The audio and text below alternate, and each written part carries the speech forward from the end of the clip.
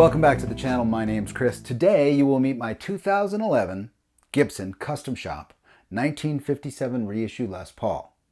Now, beyond all that, it is also a Wildwood Spec guitar, which makes it a little bit more sort of rare and interesting, and I'll tell that story in a minute.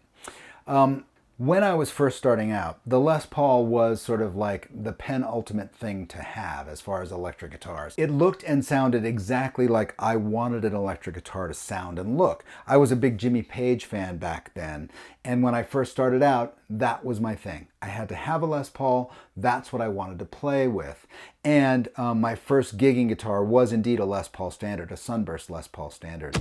And from then on, for a long time, I played Les Pauls sort of exclusively when I was in that sort of rock and roll, classic rock phase. Now, during those years, I bought and sold Les Pauls just because I wanted something different, or sometimes I needed some money.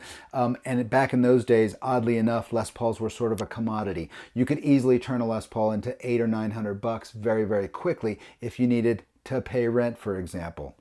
And in fact, there was one moment where my bandmates and I were, we were in Ohio. We had made it all the way across the United States, and we had run out of money, and we had no way to get gas in the van to come all the way back to the West Coast, which was where we were living.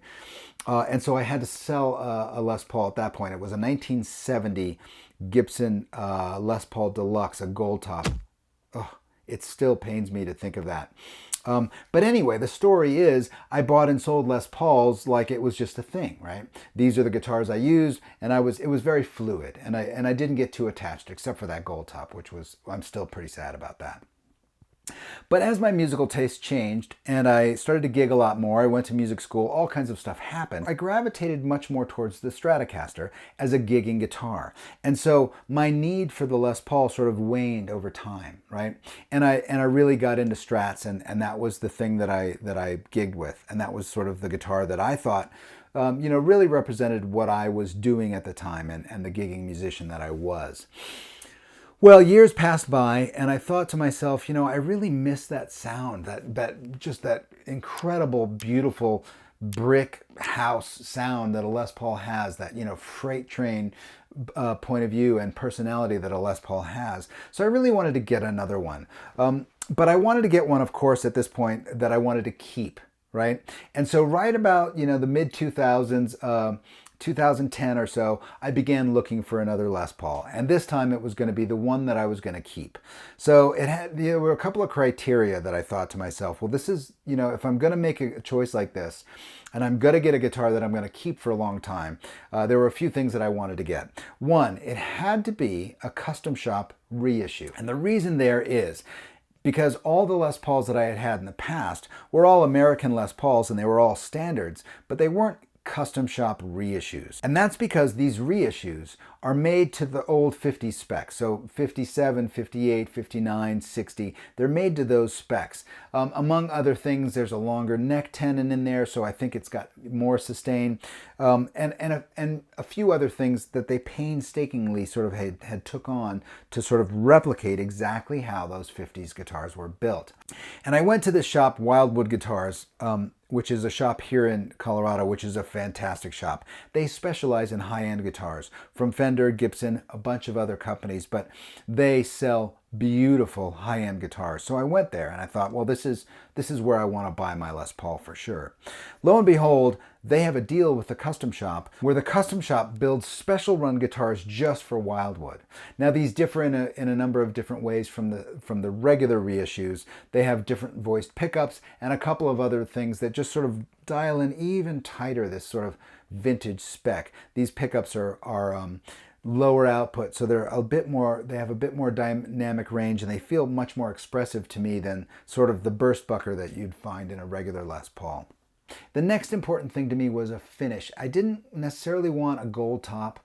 I didn't want a sunburst. Like, there's these three iconic Les Paul finishes to me.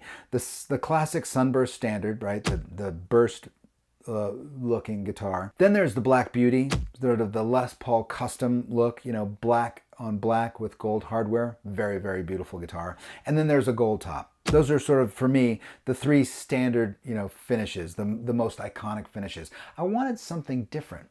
So I had played a bunch of Les Pauls at Wildwood, and I had sort of gravitated to this 1957 because the neck was bigger. And over the years, I think I've gone from more slender necks to bigger and bigger necks, and I don't know why that is, but they're just more comfortable to me as a player now. So I started to sort of hone in on these 1957 models.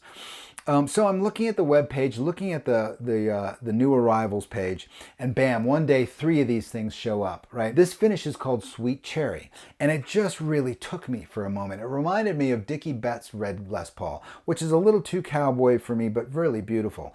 And I wanted a finish that was unique and interesting. So I called the shop and I said, oh my gosh, I got to come down and play those. So I went down there, played all 3 of them. This one really played well, spoke to me. I really love the way the wood grain is pretty subtle, but it's nice and even. And it was just like, I want this. So the salesman was like, well, great, just give me a few $1,000 and it's yours. And I was like, oh yeah, right, I gotta buy it. So I had to go home and figure out how to get the deposit, right? Get my stuff together, call him back, and he's like, they're all gone. They've been sold, it's done, right? The same thing happened with my green Strat, right? Love the guitar, come back and it's gone. So I thought, oh, not again, right? This is a sad story. So I said, well, when are you getting some more red ones in? He said, well, that's the trick. I don't think Gibson's gonna make this finish anymore, this Wild Cherry. There's none on order, they're not sending any to us. So I thought, oh my gosh, this is terrible. So I sat with it for a while, cooled my jets, and thought, well, let me just, because I was really worked up, right? Let me just calm down a little bit and I'll start this journey up again, because I had really gotten whipped up. Well, a few weeks later, I get a phone call and a message on my machine that says, hey, the guy who bought this guitar backed out, he bought a Sunburst, so it's available. So I ran down to the shop, put the money down, and got it on layaway, paid it off, and took it home a few weeks later. So it was one of those great stories where, you love the guitar. This, like I said, the same thing happened with my green Strat. You fall in love with the guitar and then it's gone, and then you sort of reclaim it. So this has happened more than once in my guitar buying journey. So anyway, it's mine now. I really, really love it.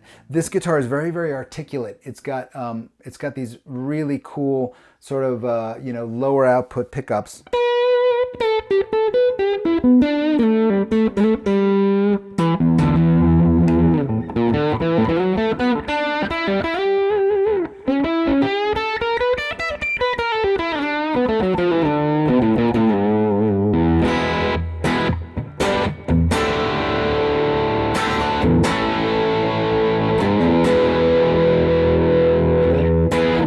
It's just really beautiful. It's easy to play, sounds great.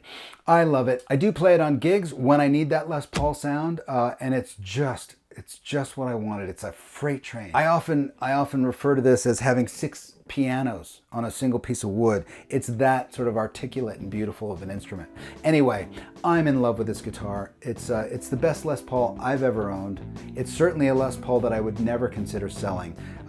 And in this red finish, it feels uniquely mine. It feels like I don't see this very often. It's gone from this beautiful cherry red to almost this sort of orange custardy looking thing, and I just couldn't be happier with the way it looks and the way it plays and the way it sounds. Let me know in the comments what you think about this guitar and which guitar you'd like to see me do next. I hope you enjoyed this, and I'll see you next time.